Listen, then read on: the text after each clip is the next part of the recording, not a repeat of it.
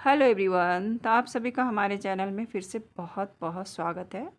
तो दोस्तों, आज मैं आप लोग शेयर करने वाली हूँ, कुछ पौधे मैं लगाई थी और बहुत सारी कटिंग लगाई थी। तो उसमें से मेरी कुछ कटिंग हो गई है, तो उसी में मैं लगाई हुई थी एक बेगम बेली की कटिंग, और जो मेरी बहुत अच्छे से हो गई है। तो आज मैं उसी की रिपोर्टिंग करने वाली हूँ।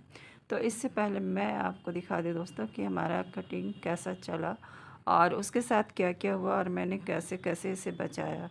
तो यहाँ पर देखिए, मैं आप लोगों से शेयर की थी, बहुत सारे क्रोटन प्लांट लगाई थी, मतलब कटिंग लगाई थी। और उसके बाद दोस्तों, मेरे करीब करीब सारे ही क्रोटन प्लांट हो चुके थे, मगर क्या हुआ, हमारे यहाँ चूहा जब जब इसका ग्रोथ हो रहा था तो चूहा खाते जा रहे थे। तो इसके वजह से बहुत सारे कटिंग मेरी मर गई है और कुछ कटिंग अभी बची हुई है, लेकिन नए ब्रांच जैसे ही आते हैं वो खा कर चले जाते हैं। तो अभी मैं थोड़ा चूहों का उपाय कर ही रही हूँ।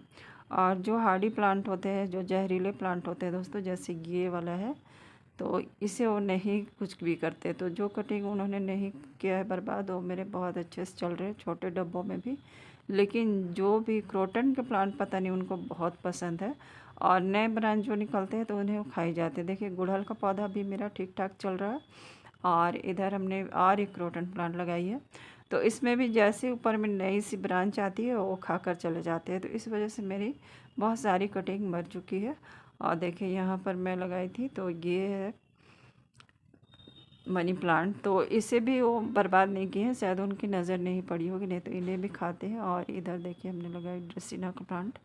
तो बहुत सारी कटिंग तो मेरी ख़राब हो गई है, लेकिन उसी में से कुछ कटिंग मेरी अच्छी चल रही है। जैसे ये देखिए, अरालिया का है, तो इसमें भी देखिए छोटी सी ब्रांच निकली है, लेकिन पता नहीं इसे भी और रहने देंगे कि खा जाएंगे, पता नहीं, मुझे वो भी पता नहीं है। तो इस तरह से हमें बहुत मुश्किल होता है कटिंग को ग्रो करना, अगर इस तरह से कोई जानवर बर्बाद करते हैं।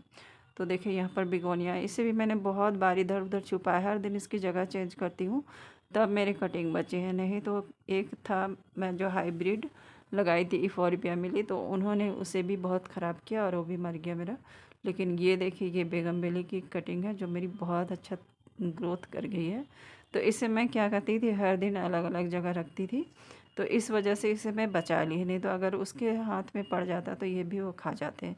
और इसी वजह से क्या हुआ, बहुत सारी कटिंग मैं जो इधर उधर करती थी इसके वजह से हिल गया और बहुत सारे ख़राब भी हो गया। लेकिन इसी में से ये बेगमबेली की कटिंग है जो मेरी रह गई। और अब देखिए दोस्तों, इतनी बड़ी हो गई है, तो आज मैं रिपोर्टिंग करूँगी इसकी। तो चलिए, मैं इसकी कटिंग के लिए कैसे मिट्टी बनाती हूँ बताती हूँ। तो यहाँ पर देखिए, हमने लिया है मिट्टी, उसमें थोड़ी सैंड मिलाई है, सैंड ज़रूर मिला है। और हमने ली है 1 चम्मच सीविड, और ये है बोन मील पाउडर, थोड़ी सी फंगीसाइड, और 2 चम्मच के करीब मैंने लिया है ये नीम खली, और उसी के साथ मैं मिला रही हूँ। तो यहाँ पर मैं खाद, वर्मी कंपोस्ट नहीं है दोस्तों, ये मेरा किचन वेस्ट से बना हुआ खाद है।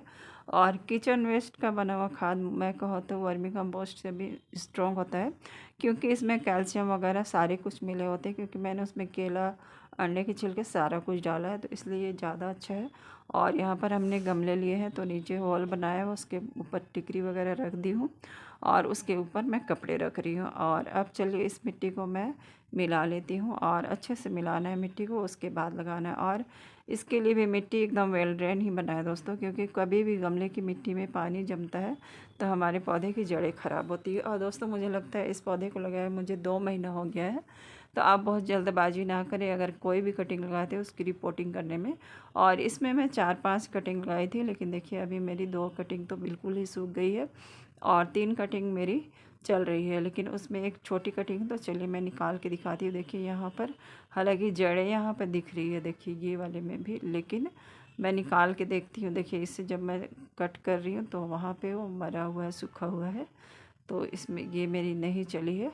लेकिन ये वाली कटिंग मुझे लग रही है कि इसमें जड़ें बनी हुई, देखिए इसमें जड़ें हैं, और छोटी सी, देखिए छोटी सी ब्रांच थी दोस्तों, लेकिन फिर भी इसमें जड़ें बन गई है। तो अभी मैं आगे भी दिखा रही हूँ, देखिए ये कितना छोटा सा है।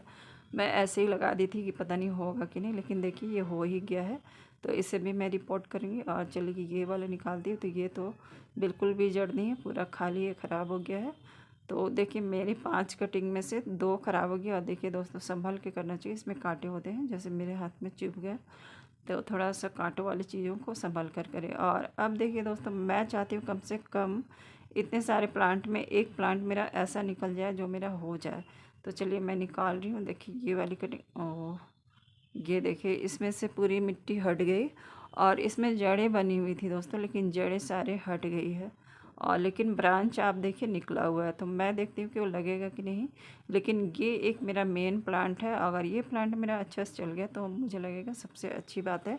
हालांकि मेरे ग्राउंड गार्डन में बोगनविलिया के प्लांट है, लेकिन फिर भी मैं इसे गमले में ग्रो करना चाहती थी, इसीलिए मैं इसे लगा रही। तो चलिए अब मैं इसकी रिपोर्टिंग करती हूँ। तो देखिए इसके लिए मैंने नीचे थोड़े सूखे पत्ते वगैरह डाल दिए ताकि गमले हल्के बने, क्योंकि मिट्टी मिट्टी सिर्फ डालते हैं तो हमारा गमला काफ़ी भारी हो जाता है। और ये जब सूखे हुए चीज़ें डिकम्पोज होती है तो थोड़ा सा खाद भी हमारे पौधों को मिल जाता है। तो इसलिए आप लोग भी नीचे थोड़ी सी मिट्टी पहले डाल लें। मैंने आज नहीं डाला है मिट्टी क्योंकि मैं भूल गई हूँ, नहीं तो मैं ज़्यादातर कचरे डालने से पहले थोड़ी सी मिट्टी डाल लेती हूँ। तो चलिए मैं आज इसी तरह से लगा देती हूँ। तो देखिए यहाँ पर मैं इसे बीच में रख कर लगा लेती हूँ। तो इसी तरह से दोस्तों मैं इस प्लांट को लगा दूँगी। और चूँकि दोस्तों इसकी जड़ें मैंने ज़्यादा डिस्टर्ब नहीं की है, तो इससे फिर मतलब मुझे लगता है ये पौधा हमारा आराम से चल ही जाएगा। और बोगनविलिया की कटिंग ऐसी कटिंग होती है दोस्तों कि आप कभी भी लगाएं ये पौधा लग ही जाता है और ये बहुत हार्डी प्लांट होता है। तो इससे आपको कैसे रखना है ये भी मैं थोड़ा सा बता दूं। तो इससे आपको बहुत अच्छी धूप में अगर रखते हैं तो इसकी ब्रांच बहुत ज़्यादा लंबी नहीं होगी। और ज़्यादातर पोटेशियम वाली खाद दीजिए तो फिर इसमें बहुत छोटे छोटे ब्रांच में फूल आएंगे।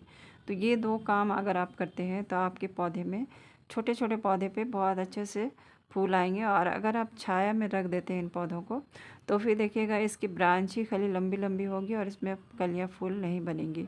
तो इन बातों का ध्यान देंगे तो आपके पौधे में हमेशा फूल रहेंगे। और ये देखिए दोस्तों छोटी सी कटिंग है, इसी पे मैं लगा दूँगी। और देखिए इसमें बहुत थोड़ी सी जड़ें ऊपर में बाकी है जो दिखाई नहीं दे रही, मुझे दिख रही है, कैमरे में नहीं दिख रही है। तो इसे भी मैं लगा देती हूँ और देखती हूँ ये हो जाएगा कि नहीं। तो जो वाली कटिंग मेरी मतलब इनकी जड़ें खाली हो गई तो मैं अभी क्या करूँगी, इन्हें छोटे छोटे इसी तरह के डब्बों में लगा देती हूँ। और जब मेरी ये कटिंग अच्छे से फिर से ग्रो हो जाएगी तो मैं दोबारा इसे बड़े गमले में रिपोर्ट कर दूँगी। तो आप लोग भी कोई कटिंग ऐसा हो जाता है तो आप लोग भी ये काम ज़रूर करें कि एकदम से ना फेंक दें, अभी फिर से इन कटिंग को लगा दीजिए। एक बार कटिंग तो मेरी अच्छी है जो चली जाएगी, लेकिन एक की जड़ें ख़राब होगी। जैसे इसकी तो मेरी जड़ें अच्छी है तो ये चल ही जाएगी। और इसे जैसे लगा के आप छायादार जगह पे रख दीजिए 1 सप्ताह, और जैसे इसमें नए पत्ते फिर से निकलने लगे तभी आप इसे धूप में रखिएगा, नहीं तो ये फिर ख़राब हो जाएंगे या मुरझा जाएंगे। तो ये चीज़ आप करें।